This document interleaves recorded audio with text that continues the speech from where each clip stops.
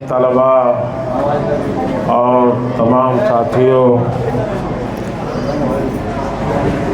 आज जैसा कि मालूम है कि आज 15 अगस्त है और आज ही के दिन 15 अगस्त 1947 को जब पूरी दुनिया सो रही थी तो हमारी आज़ादी के तराने गाए जा रहे थे और आज़ादी का पैगाम सुनाया जा रहा था। आज 19वीं यानी 1 मरतबा हम 15 अगस्त का परचम लहरा चुके हैं। इसका मतलब ये हुआ कि 78 साल आज़ादी को हो चुके और इन 78 वर्षों में हमने बहुत सारी उपलब्धियां इकट्ठा की हैं। सबसे बड़ी उपलब्धि हमारी आज़ादी के सिर्फ 2.5 साल बाद आई कि 26 जनवरी 1950 को दुनिया का सबसे खूबसूरत और सबसे बड़ा हमें संविधान मुयस्सर हुआ और हमने वो दुनिया को दिखाया। उस दुनिया को और उन ब्रिटिश वालों को जो ये समझते थे आज़ादी से पहले, वो ये बहस करते थे अपनी पार्लियामेंट में आया हिंदुस्तान को आज़ादी दी जाए या न दी जाए, इसलिए कि उनका ऐसा मानना था कि ये लोग जमहूरियत की ज़िंदगी, डेमोक्रेसी नहीं जी पाएंगे, ना उसको संभाल पाएंगे। लेकिन हमने इन वर्षों में बार बार उनके इस दावे को झुठलाया है और इतना मजबूत हुआ हमारा लोकतंत्र और डेमोक्रेसी कि आज हम दुनिया के सबसे बड़े लोकतंत्र के रूप में जाने जाते हैं। आज़ादी से पहले जिस देश की जीडीपी दुनिया में 36% अपना योगदान दिया करती थी, 1800 वर्षों तक हमारी जीडीपी 36% की थी। अंग्रेज़ों ने उसको इतना लूटा कि जब वो देश छोड़ करके जा रहे थे तब 1% की जीडीपी रह गई थी हमारे देश की। और उसके बाद से जो देश अंधेरों में डूबा था, चिरागों, दियों, लालटेनों से जिस देश में रोशनी की जा रही थी, आज वो देश फख्र के साथ आज हर हिंदुस्तानी कह सकता है कि हम पावर सरप्लस देश हो गए हैं। हमारी ज़रूरतों से ज़्यादा हम बिजली पैदा कर रहे हैं, ये हमारी उपलब्धि है। इंफ्रास्ट्रक्चर के मैदान में रोड से लेकर के रेलवे लाइन का एक विशाल जंगल बिछा हुआ है। एयरपोर्ट हो, फ्लाइट्स हो, मेट्रो हो या शिक्षा के मैदान में कॉलेजेस और यूनिवर्सिटियां हो, 1000 से ज़्यादा हमारे पास यूनिवर्सिटियां हैं। 1857 में सिर्फ 3 यूनिवर्सिटियां थी हमारे पास। वो देश हमारा जो आज़ादी के वक्त खाने के लिए दूसरे देशों से अनाज मंगाया करता था, आज जब हम यहाँ खड़े हैं और 15 अगस्त का जश्न मना रहे हैं तो आज दुनिया को हम खाना खिला रहे हैं, दुनिया को हम सपोर्ट कर रहे हैं इंपोर्ट करने वाला देश आज इंपोर्ट कर रहा अनाज। और सबसे बड़ी उपलब्धि वो होती है किसी भी देश की कि उसके बॉर्डर, उसकी सरहदें कितनी महफूज हैं। तो आपको जानकर ये फख्र होगा कि आज हमारी सरहदें बहुत महफूज हाथों में हैं। हमारी सेना हर तरह का मुकाबला करने के लिए तैयार है। दुनिया की बेहतरीन और माहिर सेनाओं में हमारी सेना की गिनती होती है। आज कोई देश हमें आंख नहीं दिखा सकता।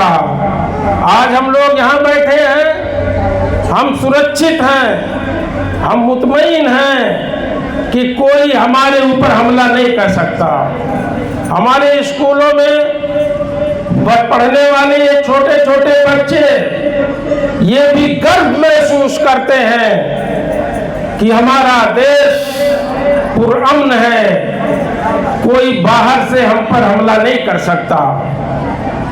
ये तमाम उपलब्धियां हमारी हैं इन 78 वर्षों में।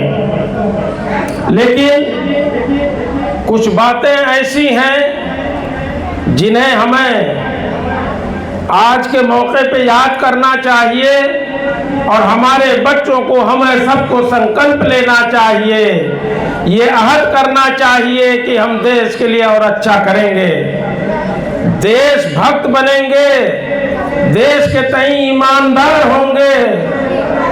इसलिए कि जिन देशों के पास अपनी ताकत नहीं होती, अपनी सरहदें नहीं होती, अपनी सेनाएं नहीं होती, उस देश के लोग यतीम माने जाते हैं। मिसाल के तौर पे आप तिब्बत को ले लीजिए, अफगानिस्तान को ले लीजिए, फिलिस्तीन को ले लीजिए, ना जाने कैसे कैसे और कितने देश इस दुनिया में हैं, विश्व में, जिनको ये नेमत नहीं मिली हुई है। जो ताकत की नेमत है, जो मजबूती की नेमत है, जो सरहदों की हिफाजत की नेमत है, वो उन्हें नहीं मिली हुई है, जो हमें हासिल है। इस पे हमें गर्व करना चाहिए। और इस नाते मैं कहता हूँ कि हमें देश के लिए सोचना चाहिए। ये हमारा देश वीरों का देश, ये ज्ञान का देश, ये वसाइल से भरपूर देश, जब हम इसके बारे में सोचेंगे, इसे तरक्की के रास्ते पर, हमने कहा अभी कि हमने बहुत तरक्की की है, मगर बहुत कुछ अच्छा करना बाकी है। ये सब हम लोग जब मिल करके अहद करेंगे कि इसे आगे ले जाना है। हर फील्ड में जो जहां हो, टीचर्स अपने मैदान में, बच्चे पढ़ाई के मैदान में ईमानदार बने, बिजनेसमैन अपने मैदान में, किसान अपने मैदान में, इसी तरह से इंजीनियर्स, डॉक्टर्स और जो जहां अपना काम कर रहे हैं जिस फील्ड में, वहां वो देश के लिए देश प्रेम को अव्वलियत दे, उसको फौकियत दे। आपको देश खुद ब खुद दे देगा, लेकिन आप देश को दे करके तो देखें। और दूसरी बात यह है कि एहसास कमतरी का शिकार ना हो। एहसास कमतरी हमारी बहुत बड़ी कमी रही है। इसी वजह से तो वीरों का देश होते हुए, ज्ञान का देश होते हुए 36% का जीडीपी दुनिया को शेयर करने वाला देश गुलाम बन गया। ये गुलाम इसी अपनी जो है कमी से बना कि हमारे अंदर साहस नहीं थी, हमारे अंदर एहसास कमतरी थी। उस एहसास कमतरी को दूर करना होगा। हमारे पूर्व राष्ट्रपति APJ कलाम साहब कहते हैं कि जब मैं राष्ट्रपति बना तो अपने ऑफिस में एक बहुत अच्छा खूबसूरत वर्ल्ड का ग्लोबल नक्शा रखा, दीवार से चिपका करके रखा। और जब बड़ी बड़ी शख्सियतें, हम तमाम लोग जानते हैं कि राष्ट्रपति से मिलने कौन जाएगा? देश के बड़े बड़े स्कॉलर, देश के बड़े बड़े बिजनेसमैन, देश के बड़े बड़े इंजीनियर, तमाम लोग जब उनसे मिलने जाते थे तो कहते थे कि ये देखो नक्शा दुनिया का है, ये नक्शा हमने जर्मनी से मंगाया है। तो लोगों की आंखों में एक अलग सी चमक आ जाती थी और कहते थे हाँ भाई, जर्मनी तो तरक्की याफ्ता देश है, क्यों नहीं ऐसा होगा, बहुत खूबसूरत है। फिर वो उनसे कहते थे जरा आगे बढ़िए दीवार की तरफ और देखिए उसमें क्या लिखा हुआ है। जब वो आगे बढ़ते थे तो उसमें देखते थे कि लिखा होता था कि ये इंडियन इसरो के जरिए से ये तस्वीर फजा से ली गई है। हमारे साइंटिस्ट ने, हमारी इसरो की टीम ने वो नक्शा अपने जरिए से उसको खींचा था।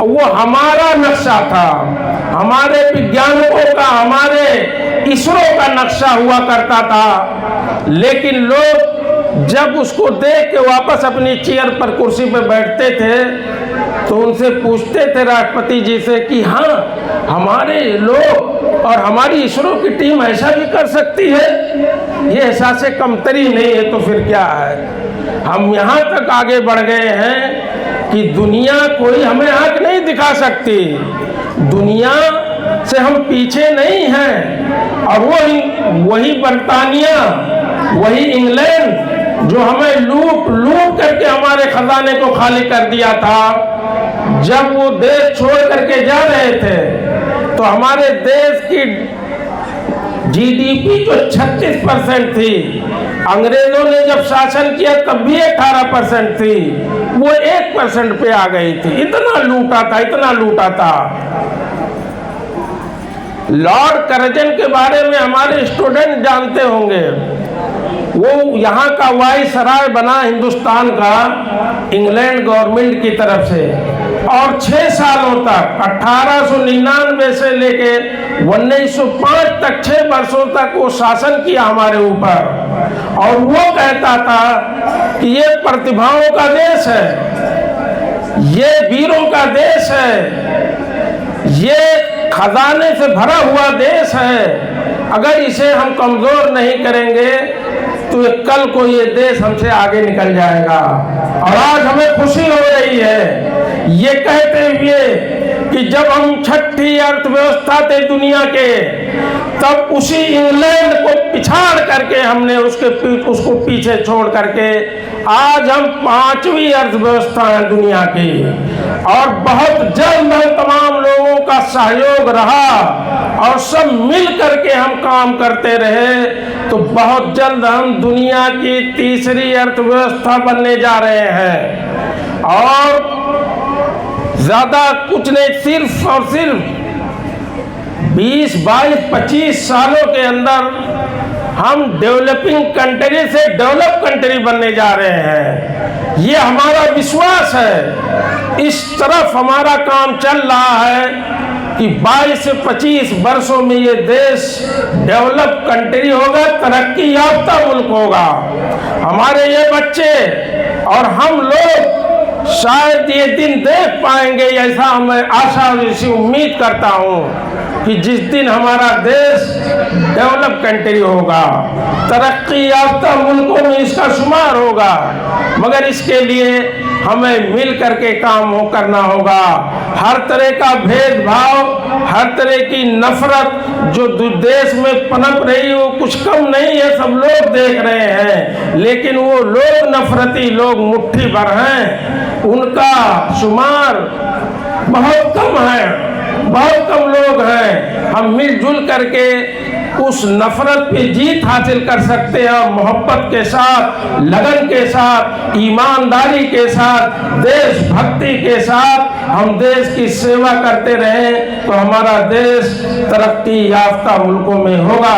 हम एक बात कह के अपने बच्चों और अपने बड़ों से ये कहूँगा कि APJ कलाम साहब कहा करते थे कि ख्वाब, ये जो ख्वाब जैसे मैंने जिक्र किया कि हम डेवलप कंट्री हो जाएंगे 22 सालों में 25 सालों में, ये एक ख्वाब है। वो कहा करते थे कि ख्वाब वो नहीं होते जो रात में सोते हुए आप देखते हो, ख्वाब तो वो हुआ करते हैं जो तुम्हें चैन से सोने ना दें। जब तुम उन खुश ख्वाब को अपने आंखों में सजा लो तो फिर सो ना, चैन की नींद ना आए जब तक तुम उसकी ताबीर ना लिख दो।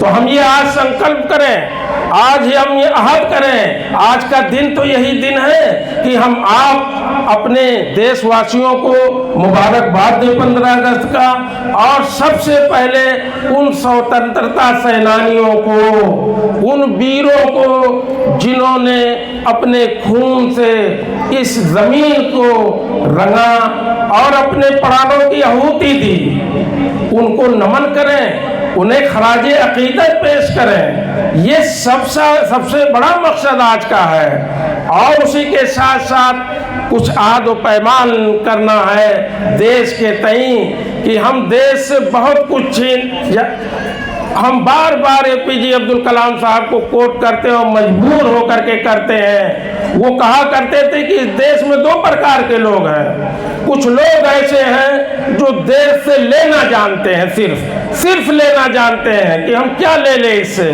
क्या छीन लें, क्या अपने खजाने में कर लें। और दूसरे किस्म के लोग वो हैं जो देश को देना चाहते हैं, हर प्रकार की चीजें देना चाहते हैं, अपना माल देना चाहते हैं, अपनी जवानी देना चाहते हैं, अपना टैलेंट देना चाहते हैं, अपनी सांसें देना चाहते हैं, अपनी जान देना चाहते हैं। तो इन दूसरे प्रकार के लोगों में से हम हों कि हम देश पे सब कुछ निछावर करें। आज का यही हमारा पैगाम है और इसी संकल्प के साथ हम लोग उठें और ये वादा करें कि हम देश के लिए सब कुछ निछावर करेंगे।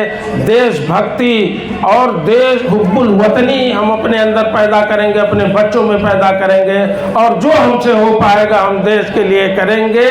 बस इसी के साथ मैं अपनी बात को ख़त्म करता हूँ। जय हिंद, जय भारत।